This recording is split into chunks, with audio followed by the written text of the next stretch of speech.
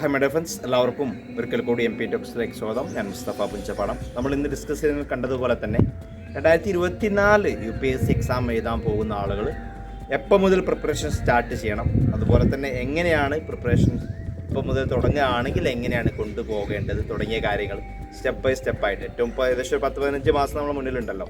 അപ്പോൾ ഇപ്പം മുതൽ എന്തൊക്കെ കാര്യങ്ങൾ ചെയ്തുകൊണ്ട് അതിന് വേണ്ടി തയ്യാറാണ്. 2024, 2025 ഒക്കെ എഴുതാൻ പോകുന്നവർക്കൊക്കെ ഉള്ള കാര്യങ്ങൾ തന്നെയാണ് പറയുന്നത്. ഓക്കെ, അപ്പോൾ അതിനെക്കുറിച്ച് ഡീറ്റെയിൽ ആയിട്ടുള്ള കാര്യങ്ങളാണ് പറയുന്നത്. നേരത്തെ തുടങ്ങാം, നേരത്തെ നേടാം എന്നുള്ള അതാണ് നമ്മുടെ കോട്ട്. ഓക്കെ, അഥവാ നേരത്തെ നിങ്ങൾ പ്രിപ്പറേഷൻ സ്റ്റാർട്ട് ചെയ്ത് കഴിഞ്ഞാൽ, കാരണം പെട്ടെന്നൊരു കാര്യം ചെയ്യുന്നതിനേക്കാളും നമുക്ക് മുന്നിൽ ഒരുപാട് സമയം കിട്ടുകയാണെങ്കിൽ നമുക്ക് വളരെ ബേസിക് ആയിട്ടുള്ള കാര്യങ്ങൾ മുതൽ തന്നെ ഓരോ കാര്യങ്ങളും നമ്മളുടെ വീക്കായിട്ടുള്ള എല്ലാ ഏരിയാസും എടുത്തുകൊണ്ട് എല്ലാ ഏരിയാസും കവർ ചെയ്ത് സ്റ്റെപ്പ് ബൈ സ്റ്റെപ്പായിട്ട് നമുക്ക് സീറോയിൽ നിന്ന് തുടങ്ങാനുള്ള ഒരു ടൈം നമുക്ക് എന്ത് ചെയ്യണം ഇവിടെ കിട്ടുകയാണ്.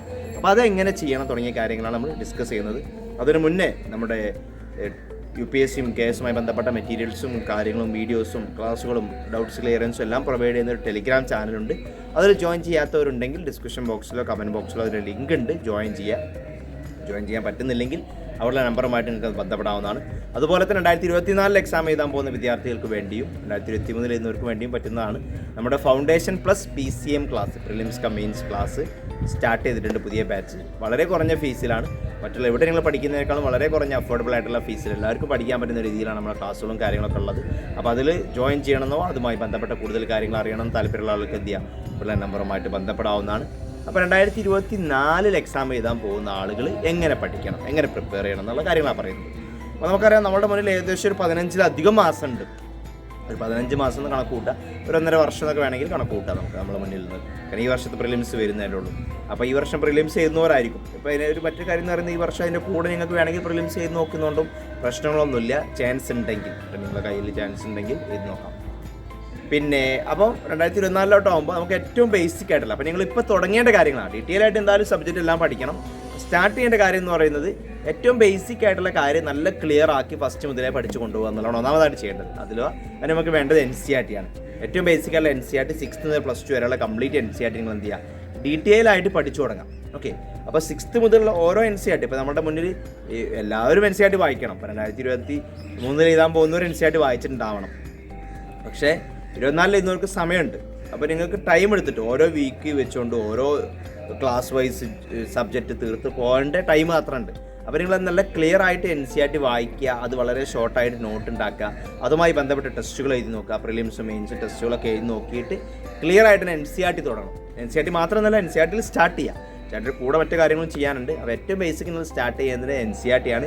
ഏതൊക്കെ NCERT വായിക്കണം എന്നുള്ള, NCERT എങ്ങനെ വായിക്കാം, ഏതൊക്കെ NCERT വായിക്കണം എന്നുള്ളൊരു വീഡിയോ ഞാൻ ചെയ്തിട്ടുണ്ട്. അത് നിങ്ങൾ കണ്ടു നോക്കിക്കഴിഞ്ഞാൽ NCERT എങ്ങനെ വായിക്കണം എന്നുള്ള മനസ്സിലാവും. പിന്നെ 6th ജോഗ്രഫിയുടെ NCERT, 7th ജോഗ്രഫി തുടങ്ങിയ NCERTകളൊക്കെ ഞാൻ ഓൾറെഡി വീഡിയോ ആയിട്ട് തന്നെ യൂട്യൂബിൽ ഇട്ടിട്ടുണ്ട്. കാണുന്ന താല്പര്യമുള്ളവർക്ക് എന്ത് ചെയ്യാതെ നമ്മുടെ പ്ലേലിസ്റ്റിൽ നോക്കിക്കഴിഞ്ഞാൽ നിങ്ങൾക്ക് കാണാവുന്നതാണ്. ഓക്കെ, അതാണ് ഒന്നാമത്തെ കാര്യം. രണ്ടാമത്തെ കാര്യം എന്ന് പറയുന്നത്, പിന്നെ അതിന് മുന്നൊരു കാര്യമുണ്ട്, UPSCയെ മനസ്സിലാക്കുക എന്നുള്ളൊരു കാര്യമുണ്ടല്ലോ.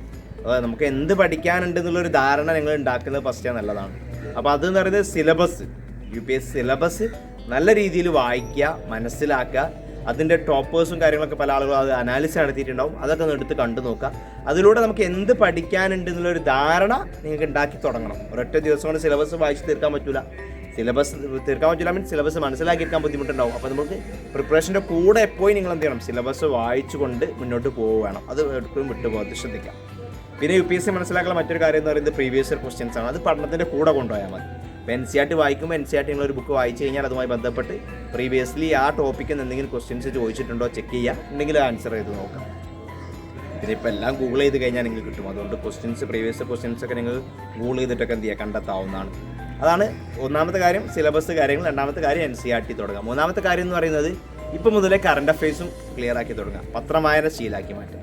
അപ്പോൾ അതിനുവേണ്ടി ഒരു മലയാള പത്രം വായിക്കുക, പ്ലസ് ഒരു ഇംഗ്ലീഷ് പത്രം, ഹിന്ദു അല്ലെങ്കിൽ ഇന്ത്യൻ എക്സ്പ്രസ് പോലത്തെ ഏതെങ്കിലും ഒരു പത്രം എന്ത് ചെയ്യുക, ഇതിൻ്റെ കൂടെ വായിച്ചു തുടങ്ങാം. അപ്പോൾ ഇപ്പോൾ നേരത്തെ തുടങ്ങി കഴിഞ്ഞാലുള്ള ഗുണം എന്ന് പറയുന്നത് നമുക്കൊരു 1 ഇയർ കറണ്ട് അഫയേഴ്സ് ആണ് നിർബന്ധമായിട്ട് വേണ്ടത്. പക്ഷേ ഇപ്പോഴേ തുടങ്ങി കഴിഞ്ഞാൽ നിങ്ങൾക്ക് എന്ത് ചെയ്യുക, കുറച്ച് ആദ്യമായിട്ടൊക്കെ പത്രം വായിച്ചു തുടങ്ങുന്നവർക്ക് തുടക്കത്തിലൊക്കെ അത് മനസ്സിലാക്കാനും അതൊന്ന് കുറഞ്ഞ ടൈമിനുള്ളിൽ വായിച്ചെടുക്കാനും നോട്ട് ഉണ്ടാക്കാനൊക്കെ ഉള്ള സമയം എടുക്കും. അപ്പോൾ ഇപ്പോൾ മുതലേ വായിച്ചു തുടങ്ങുക. ഒരു 10-21 ദിവസങ്ങൾ കണ്ടിന്യൂസ് ആയിട്ട് വായിച്ചു കഴിഞ്ഞാൽ നിങ്ങൾക്ക് ഹിന്ദുവിൻ്റെ ലാംഗ്വേജും കാര്യങ്ങളൊക്കെ ഈസി ആയിട്ട് മനസ്സിലായി തുടങ്ങും. ഓക്കെ, അപ്പം പത്രം വായിച്ചു തുടങ്ങുക, ഹിന്ദു വായിക്കുന്നതാണ് നല്ലത്. അതിൻ്റെ കൂടെ നിങ്ങൾക്ക് നമ്മുടെ അനാലിസിസ്, ഹിന്ദു അനാലിസിസ് ഞാൻ ഡെയിലി ഇടാറുണ്ട്, അത് കാണാം. അല്ലെങ്കിൽ മറ്റേതെങ്കിലും ചാനലിൽ അനാലിസിസ് ഇടുന്നത് നിങ്ങൾക്ക് എന്ത് ചെയ്യാം, കണ്ടുകൊണ്ട് പോയി കഴിഞ്ഞാൽ നിങ്ങൾക്ക് എന്ത് ചെയ്യാം, നമ്മൾ വിട്ടുപോയിട്ടുള്ള ഏതെങ്കിലും കാര്യങ്ങളുണ്ടെങ്കിൽ അതേ കാര്യങ്ങൾ വായിക്കേണ്ടത് തുടങ്ങിയ കാര്യങ്ങളൊക്കെ അവിടെ നിന്ന് ഒരു ഐഡിയ കിട്ടും. അതിൻ്റെ കൂടെ മന്ത്ലി വായിക്കാൻ ശ്രമിക്കാം. വിഷമന്ത്ലിയാണ് നമ്മൾ ഫോളോ ചെയ്യാറ്. അതുപോലത്തെ ഏതെങ്കിലും നല്ലൊരു മന്ത്ലി നിങ്ങൾക്ക് തോന്നുന്നത്, നിങ്ങൾക്ക് ഏറ്റവും നല്ലതായി തോന്നുന്ന മന്ത്ലീസ് എന്ത് ചെയ്യുക, വായിച്ചു തുടങ്ങാം. അതാണ് മൂന്നാമത്തെ കാര്യം. കറണ്ട് അഫയേഴ്സ് ഇപ്പം മുതലേ പ്രിപ്പറേഷൻ തുടങ്ങാം. നാലാമത്തെ കാര്യം എന്ന് പറയുന്നത് ചെറിയ രൂപത്തിലെങ്കിലും സബ്ജക്റ്റ് സ്റ്റാർട്ട് ചെയ്യുക എന്നുള്ളതാണ്. അത് സബ്ജക്റ്റ് എവിടെ നിന്ന് എടുക്കണം എന്ന് വെച്ചാൽ സിലബസ് നോക്കുക. അതിൽ നിങ്ങൾ ഒന്നുകിൽ നിങ്ങൾ വായിക്കുന്ന NCERT-യുമായി ബന്ധപ്പെട്ട സബ്ജക്റ്റ് വായിച്ചു തുടങ്ങാം. അതല്ലെങ്കിൽ അതല്ലാത്തൊരു സബ്ജക്റ്റ് നിങ്ങൾക്ക് എന്ത് ചെയ്യാം, വായിച്ച് തുടങ്ങാം. ഓക്കെ, അത് നിങ്ങൾക്ക് സെൽഫായിട്ടാണെങ്കിൽ അങ്ങനെ ഒരു ക്ലാസ് എപ്പോഴും നല്ലതാണ്. ക്ലാസ്സോട് കൂടിയാണ് പിന്നെ അവർക്കൊരു വ്യക്തമായൊരു ഷെഡ്യൂൾ ഉണ്ടാവുമല്ലോ. അത് പ്രകാരം എന്ത് ചെയ്യുക, നമ്മുടെ PCM-ലൊക്കെ എന്ന് പറയുന്നത് വ്യക്തമായൊരു ഷെഡ്യൂൾ നിങ്ങൾക്ക് കിട്ടും. അത് പ്രകാരം നിങ്ങൾക്ക് സബ്ജക്റ്റ് പഠിച്ചു തുടങ്ങുക എന്നുള്ളതാണ്. അപ്പോൾ സബ്ജക്റ്റ് പഠിക്കുക എന്നുള്ളതാണ് മറ്റൊരു കാര്യം. പിന്നെ അതിൻ്റെ കൂടെ ചെയ്യേണ്ട മറ്റൊരു കാര്യം എന്ന് പറയുന്നത് സബ്ജക്റ്റ് വായിക്കുമ്പോൾ അതിൻ്റെ കൂടെ നിങ്ങൾ നിർബന്ധമായിട്ടും പ്രീവിയസ് ഇയർ ക്വസ്റ്റ്യൻ ചെയ്ത് നോക്കണം. പ്രിലിംസും ചെയ്ത് നോക്കുക, മെയിൻസും ചെയ്ത് നോക്കുക. അപ്പോൾ മെയിൻസ് ചെയ്യുമ്പോൾ നമുക്ക് ആൻസർ റൈറ്റിംഗ് പ്രാക്ടീസ് അതിൻ്റെ കൂടെ തുടങ്ങാൻ പറ്റും കേട്ടോ. അതും ഇതിൻ്റെ കൂടെ ഇമ്പോർട്ടൻ്റ് ആണ്.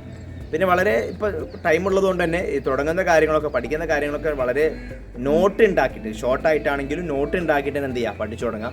അതൊരു ഹാബിറ്റാക്കി വെക്കുക. നോട്ട് മേക്കിംഗ് വളരെ രീതിയിൽ നിങ്ങൾക്ക് എന്ത് ചെയ്യും, പ്രിപ്പറേഷനെ ഹെൽപ്പ് ചെയ്യും.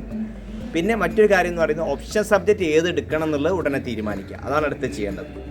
ഓപ്ഷൻ സബ്ജക്റ്റ് എന്ന് പറയുന്നത് നമുക്കറിയാം, ഒരു സബ്ജക്റ്റ് നമുക്ക് ഓപ്ഷനായി തിരഞ്ഞെടുക്കണം. ഇഷ്ടമുള്ള സബ്ജക്റ്റ് എടുക്കാം. അതിലേതെങ്കിലും ഒരു സബ്ജക്റ്റ് നിങ്ങൾക്ക് എന്ത് ഓപ്ഷനിൽ നിങ്ങൾ നിർബന്ധമായിട്ടും നിങ്ങളുടെ ഇൻട്രസ്റ്റും കാര്യങ്ങളൊക്കെ നോക്കിയിട്ടുള്ള ഒരു സബ്ജക്റ്റ് എന്ത് ചെയ്യുക, തിരഞ്ഞെടുക്കുക. ഓപ്ഷൻ എങ്ങനെ തിരഞ്ഞെടുക്കുക എന്നുള്ളൊരു വീഡിയോ ഞാൻ ചെയ്തിട്ടുണ്ട്. വേണമെങ്കിൽ നിങ്ങൾക്ക് അതൊന്ന് കണ്ടു നോക്കാം. അപ്പോൾ നിങ്ങൾക്ക് ഓപ്ഷൻ തിരഞ്ഞെടുക്കുമ്പോൾ ശ്രദ്ധിക്കേണ്ട ചില കാര്യങ്ങൾ അവിടെ ഐഡിയ കിട്ടും.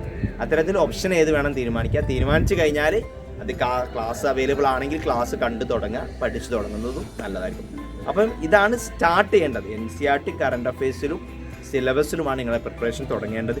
എന്നിട്ട് ആ സ്റ്റെപ്പ് ബൈ സ്റ്റെപ്പായിട്ട് തുടങ്ങി എന്ത് ചെയ്യുക, അടുത്ത ഹയർ ലെവലിലോട്ട് പോകുന്ന രീതിയിലാണ് പ്രിപ്പറേഷൻ കൊണ്ടുപോകാൻ നല്ലത്.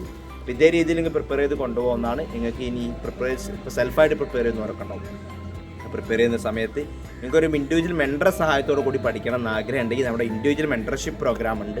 അതിലാവുമ്പോൾ നിങ്ങൾക്ക് പഠിക്കുന്നതൊക്കെ സെൽഫായിട്ടായിരിക്കും. ക്ലാസ്സുകളും കാര്യങ്ങളൊക്കെ ഉണ്ടാവും, എങ്കിലും സെൽഫായിട്ട് പഠിക്കാം. അതിൻ്റെ കൂടെ നിങ്ങളെ വീക്കിലി നിങ്ങളെ മോണിറ്ററിങ് ചെയ്തു പോകുന്ന ഒരു മെൻറ്ററെ നിങ്ങൾക്ക് പ്രിപ്പറേഷൻ എപ്പോഴും ചെക്ക് ചെയ്യാൻ വേണ്ടിയിട്ടുണ്ടാവും. താല്പര്യമുള്ളവർക്ക് അതുമായി ബന്ധപ്പെട്ട കൂടുതൽ കാര്യങ്ങൾ അറിയാൻ സ്ക്രീനിലോ ഡിസ്ക്രിപ്ഷൻ ബോക്സിലൊക്കെ നമ്പറുമായിട്ട് നിങ്ങൾക്ക് എന്ത് ചെയ്യാം, ബന്ധപ്പെടാവുന്നതാണ്. അപ്പോൾ ഈ ഒരു രീതിയിൽ പ്രിപ്പറേഷൻ തുടങ്ങുക. എല്ലാവർക്കും അവർ ഉദ്ദേശിക്കുന്ന രീതിയിൽ ലക്ഷ്യം നേടാൻ സാധിക്കട്ടെ എന്ന് പ്രാർത്ഥിച്ചുകൊണ്ട് മറ്റൊരു വീഡിയോയുമായിട്ട് നമുക്ക് ഉടൻ കാണാം. അതുവരേക്കും